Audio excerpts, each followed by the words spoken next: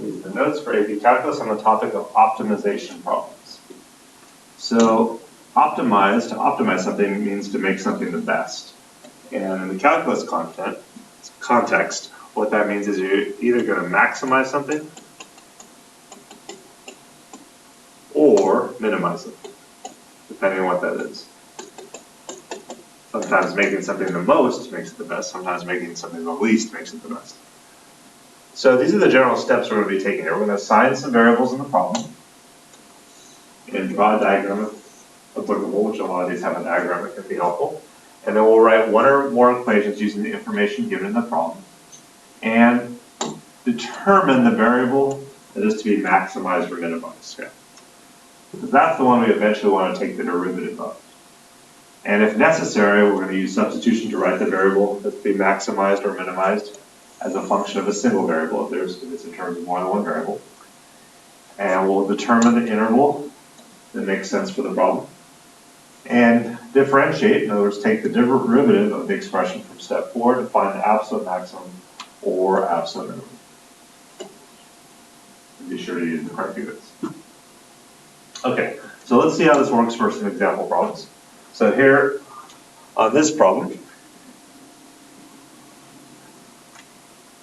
we've got a standard piece of paper and we're cutting squares of equal size out of the corners.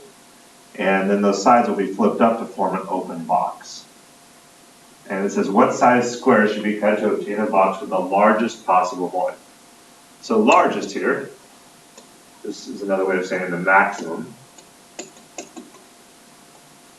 And what we're trying to maximize in this case is the volume. So that's going to be our main equation. So let's think about, well, when we have a box here, the volume equation, in general, it's just length times width times height. But we want to use the variables that are in our diagram.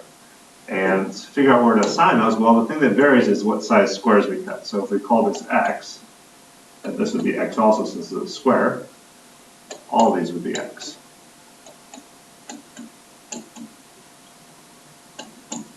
And remember, this is a standard sheet of paper, so this is 11 inches right here.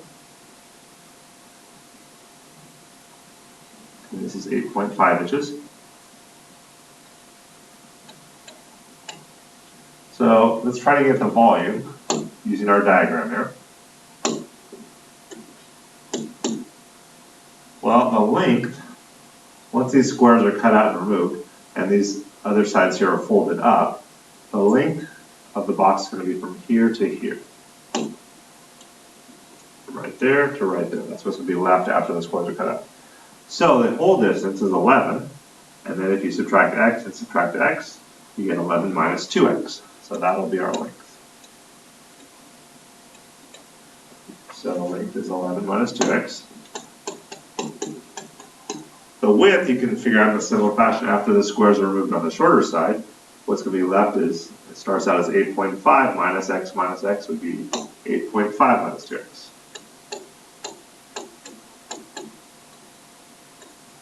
So that'll be our width. And then the height, well, once these squares are removed, this is what's going to get folded up to become the height, and that's x. So the height is just x.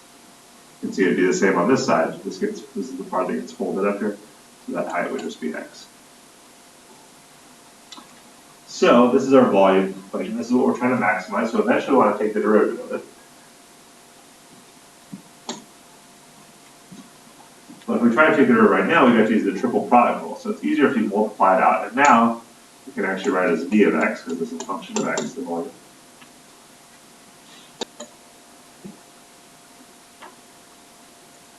So if we first distribute out here 11 times 8.5, well, 11 times 8 is 88, and half 0.5 of 11 is 5.5, so 88 and 5.5 is 93.5.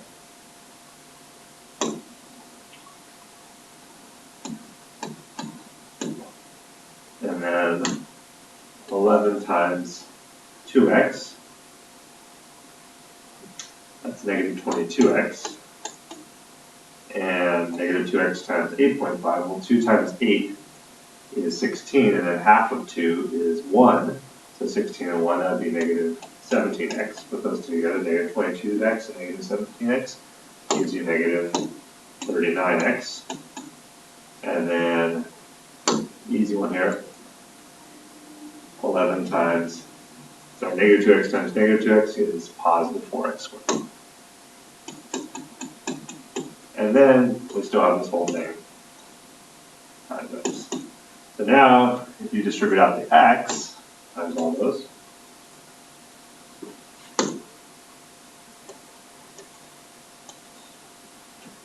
then what we have is v of x, the volume as a function of x, is 93.5x minus 39x squared plus 4x cubed. And since this is what we're trying to maximize, now you would take the derivative. So v prime of x, root of 93.5x is 93.5. Root of negative 39x squared is negative 78x. Root of 4x cubed is 12x squared. And then you find your critical numbers by seeing where this derivative is 0 or undefined. In this case, there's no denominator, so it's never going to be undefined, just see where it's 0. And if you put these in the order they're usually written in, 12x squared minus 78x plus 93.5. Now, normally at this point, you try to factor this, but you can probably guess with that 93.5 this is not going to factor. So you'd have to use a quadratic formula. So a would equal 12, b would equal negative 78, and c would equal 93.5. And then using the quadratic formula, x would equal negative b, which is negative 78, plus or minus the square root of b squared, so negative 78 squared, minus 4 times a, which is 12, times c, which is 93.5. And then it's all divided by 2 times a, which is 12. And you would simplify that, work it out. But for our convenience, I actually put these in our calculator already to calculate them, and you get two answers. One when you add and one when you subtract. So when you have 78 here minus that radical, that ends up giving you x equals 1.585. We'll round it to the thousandths place. That's what they require on the AP test, to be accurate to the thousandths place. And we had 78 plus this radical, you end up with x equals 4.915. So those would be your two critical numbers that make the derivative 0. But on some of these problems, it's helpful to think about what answers make sense in the context of the problem. So what I call that is the common sense interval.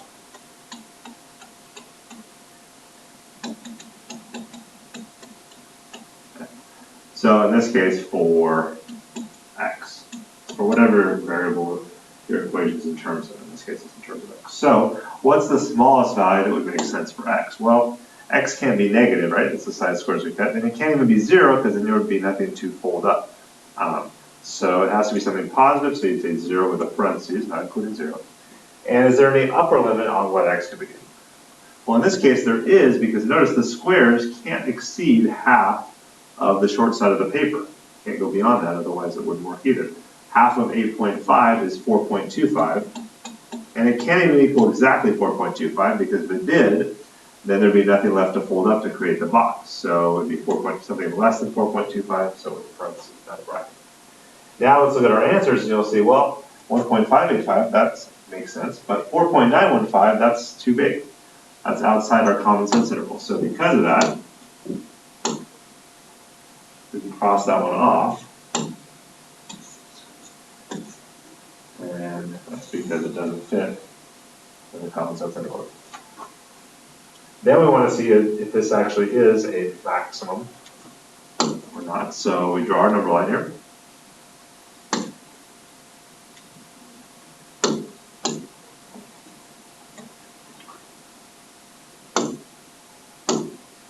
And we'll label it u prime of x.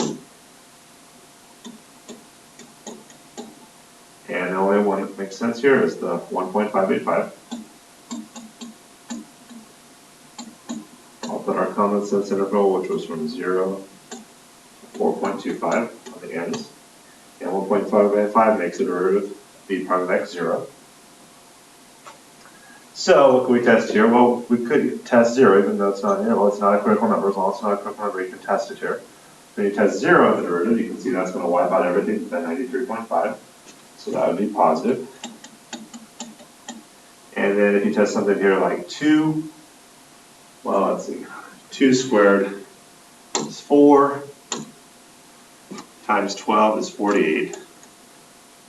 2 times negative 78, that's negative, let's see, negative 80 times 2 would be negative 160. So that's negative 156. And then plus 93.5, well, you can see 93.5 plus 48, that's less than 156, so overall this is going to be negative. So what this shows us is the volume of the box, v of x, if the derivative is positive, would be increasing as you make cuts size of squares that are bigger, bigger, bigger, until you get to 1.585, then the derivative is negative, so after you make squares bigger than that, then the volume of the box starts to decrease. So if it goes increasing to decreasing, you can see the maximum would have to be at 1.585. So that answers part A. That says what size squares should be cut. That's like asking for the dimensions of the square. So the size squares would be 1.585 inches by 1.585 inches.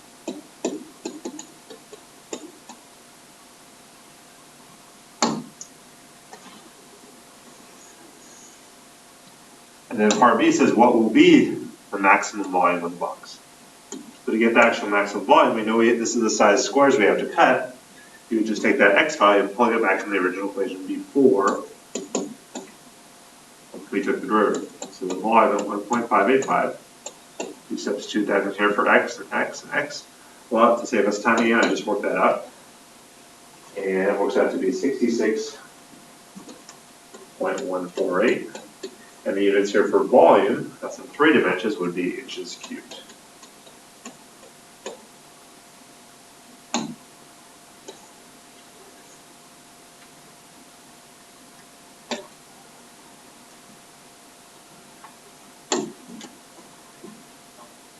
Let's take a look at another example.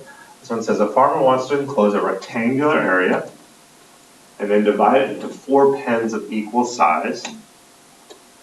Pens here referring to places you hold animals, not the kind you rat with fencing parallel to one side of the rectangle.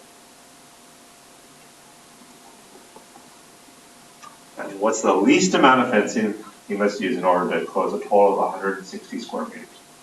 All right, so let's draw our picture here.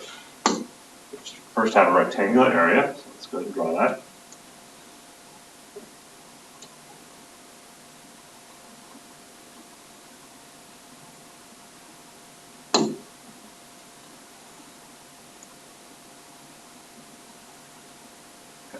So this is a rectangular area, and since it wants to divide it into 4 pens of equal size, but fencing parallel to one side of the rectangle. So it's only going to be parallel to one side of the rectangle, so you could either draw it like this or like this.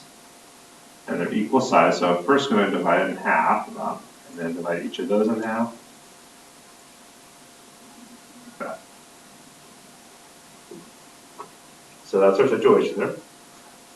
And let's assign some variables on our problem here. So it's up to you what letters you want to use. Let's say we call, since these are all the same size from there to there, we call that x, and this would be x. So all of these would be x, and then up here as well. And we can call this one from there to there y, and so again they're all the same size, so all of these would be y. It's important to label those. In this case we need 2 variables on our diagram, as opposed to the last one we only needed 1. And it says what's the least amount of fencing you must use in order to enclose a total of 160 square meters.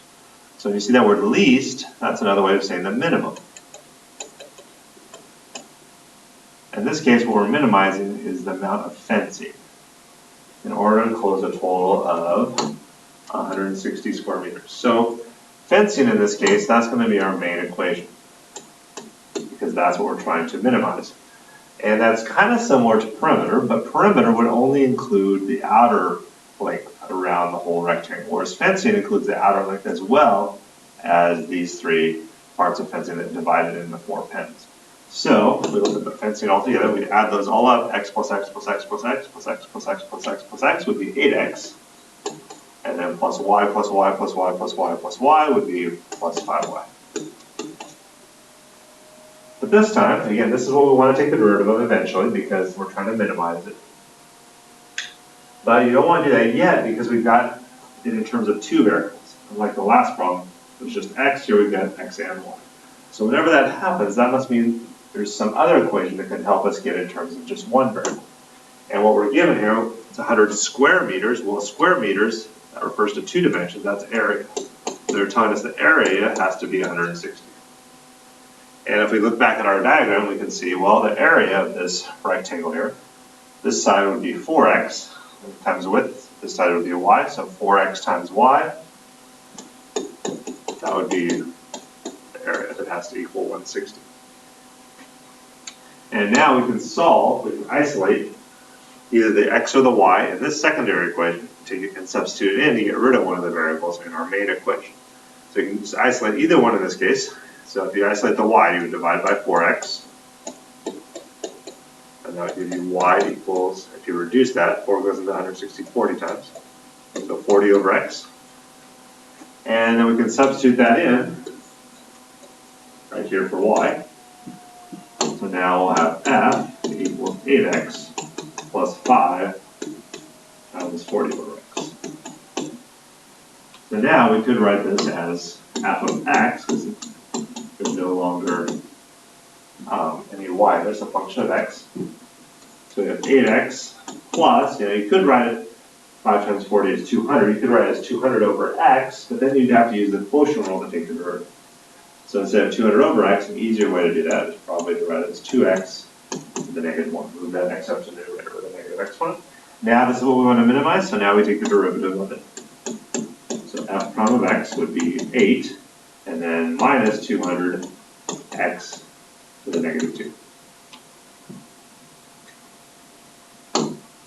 And then we want to see where it's 0 or undefined.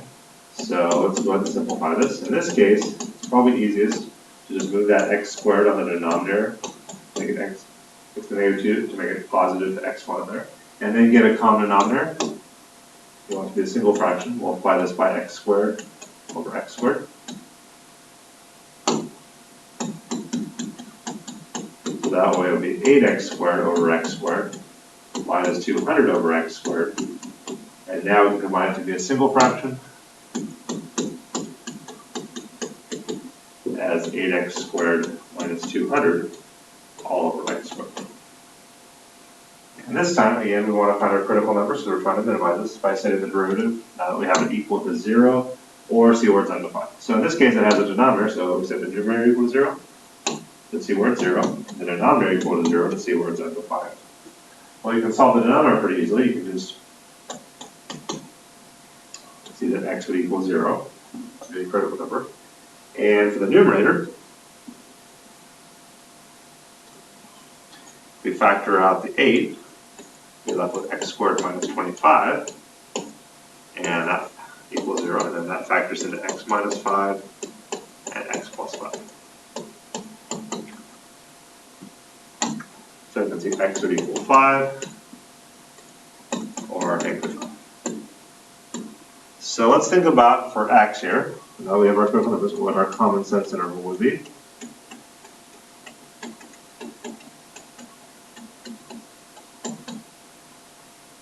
Well, x can't be negative, and yet it can't be 0, it has to be something positive, so it would be 0. But in this case, there's not really an upper limit that we know of anyway, for what the most x can be. So it would just be 0 to infinity. And this is the most common of your common sense intervals. Usually, these applied problems, when you're optimizing, it just has to be something positive. So that tells us that both 0 and negative 5 don't make sense. So 5 is the only one left that does. So let's go ahead and draw our number line and test.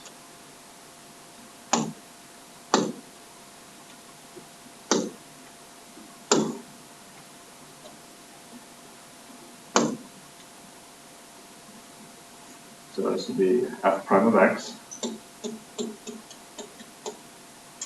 And we'll answer that made sense. Well, first on our interval here, we have this 0 there, which can't be negative or 0.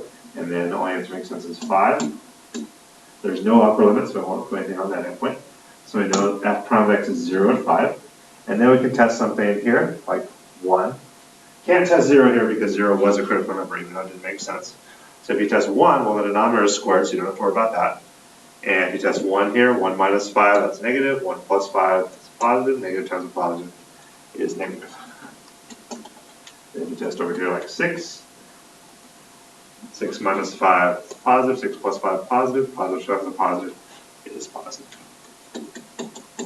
So this shows us the amount of fencing, f of x, would be decreasing as x gets bigger until you get to 5, but then the amount of fencing after that starts increasing. So if it goes from decreasing to increasing, you can see the minimum would have to be right at 5. So we know it's at 5, but it asks us for what's the least amount of fencing. So that we have to go back to our original equation here before we took the derivative. And I'll figure out what the amount of fencing actually is. So it'd be f of 5 would be 8 times 5 plus here, rather than 200 x the negative 1, that's like 200 over x. So it'd be 200 divided by 5. Well, 8 times 5 is 40. 200 divided by 5 is 40. So you get 80. And the units here for fencing, since the area is in meters, fencing is just like perimeters, it'd be areas in square meters, I should say. Fencing is like perimeter, so it'd be just meters. So 80 meters of fencing. It's the minimum amount, or at least. All right, let's take a look at another example. On this one, it says if a cylindrical tin can, with an open top is designed to hold 30 cubic centimeters, what circumference will minimize the amount of tin needed? All right, so let's go ahead and draw our picture. This cylindrical just means shaped like a cylinder. And it says we've got an open top. So I'm going to write the word open there to remind myself it is. Now, on anything that involves something circular, you're always going to want to use the radius as one of your variables because all the equations involve the radius. And in a cylinder, besides the radius, you also need the height. So it says what circumference will minimize the amount of tin. So here it actually uses the word minimize. And the amount of tin, that refers to the surface area. So we're trying to minimize the surface area. That's going to be our main equation. So we've got the area at the bottom, that's just a circle, that'd be pi r squared. We don't have anything on the top because it's open, so it's not 2 pi r squared like it would be if it was closed. Plus the area of the part that wraps around the cylinder, remember it's the circumference, 2 pi r times the height. But again, notice it's in terms of 2 variables, we want it just in terms of 1 before we take the derivative.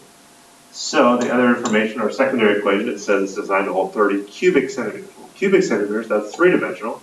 So that's giving us the volume has to be 30. And the volume of a cylinder, remember, is the area of the circle, pi r squared times the height. And then here, it's much easier to isolate the h than it is the r, because you don't have to use a square root. So if you just divide by pi r squared,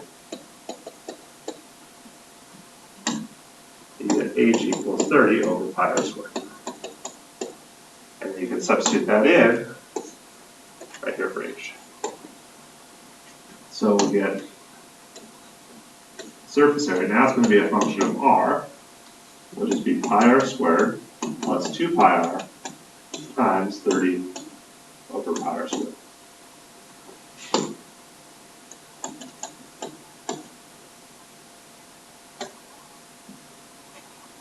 Now let's go ahead and simplify this before we take the derivative. Pi r squared. Here, when we simplify it, you can see the pi's would reduce out, and one of the r's. So we'd have 2 times 30, 60 over r. But remember, when I take the derivative, so rather than 60 over r, which would require the quotient rule, you can write it as 60r negative. Now let's take the derivative, since this is what we're trying to minimize. So s prime of r, derivative of pi r squared, pi is just a constant, so it stays on front, would be 2 pi r plus, not plus, And you use the power rule on this one, bring down the negatives, it would be negative 60 r to the negative 2. Now you could bring this r to the negative 2 down to the denominator and get a common denominator like we did on the last problem. But let me show you a different technique on this one that's a little easier, is probably to use factoring. So let's factor out the GCF here of these two terms, the 2 pi r and 60 r to the negative 2. Well, you can see 2 is part of your GCF, because that goes into both 2 and 60. And they both have an r. The way you figure out which exponent to use is you always move to the lower exponent, in this case to the negative 2. So then what's left of the first term? We've got pi still. And then r to what exponent? Well, this exponent here, when you multiply it back, would have to add a negative 2 to give you back 1. So that would have to be 3. It's 3 and negative 2. That would have to be 1. Minus 2 times what gives you 60 is 30. And then you can simplify that. So 2 pi r cubed minus 30. We'll bring that down to the denominator over r squared.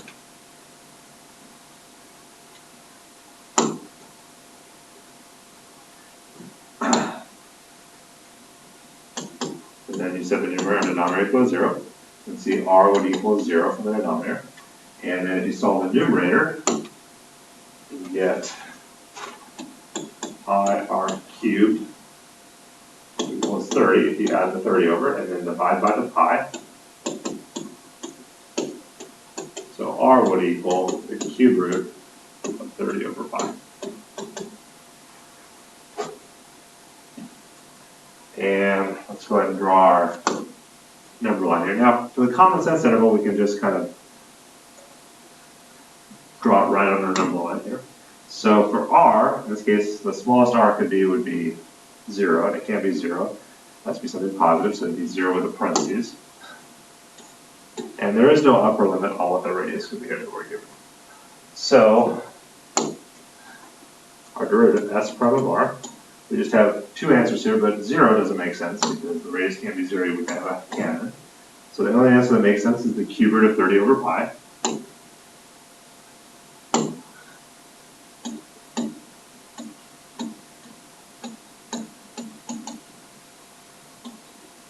Now here to test, what we could use, well, if we estimate pi as 3, 30 divided by 3 is about 10. So it would be 10, and then the cube root of 10 is 2 point something, because the cube root of 8 is 2, so that's 2 point something. So we can safely test 1 for sure. So if we test 1 in our derivative, notice the denominator is squared, so you don't have to worry about that. So 1 cubed, that's just 1. So pi minus 30, that's negative. And then here you can test something really big, like a billion or something. A billion cubed times pi is way bigger than 30, so that's going to make it positive. So then, that means the surface area would be decreasing and then increasing. We draw a picture of that. You can see, in fact, at a radius of the cube root of 30 over pi, that would be minimize the surface area. And what it said is what circumference will minimize it out to is. So circumference, remember, is 2 pi r. And now we know the radius is cube root of 30 over pi. So the circumference would be 2 pi times the cube root of 30 over pi, and the units would be, well, the volumes in terms of cubic centimeters, so circumference is just a length, that would just be centimeters.